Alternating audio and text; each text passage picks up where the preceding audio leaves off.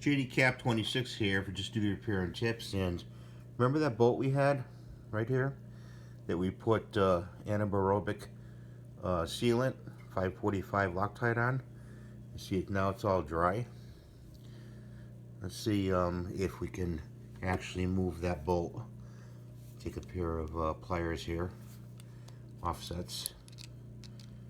I'll hold it like that and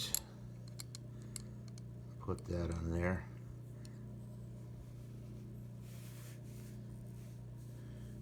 Okay. It seems like I am moving it a little bit. I am moving it. Okay. Alright, so you can turn it off once it dries. This has been drying for 3 days, but it still gives that seal that you need to cut off the air source so there's no leaks.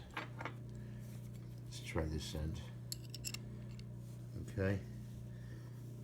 If you have any problems with a Loctite product, like say red or something like that, you can use a torch and just hit it with a little heat and see how that looks.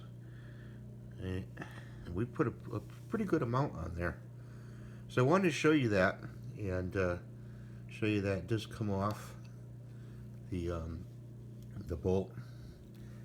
And I hope this helps you. And that's my video for today, and I hope you have a great day. Thanks for watching.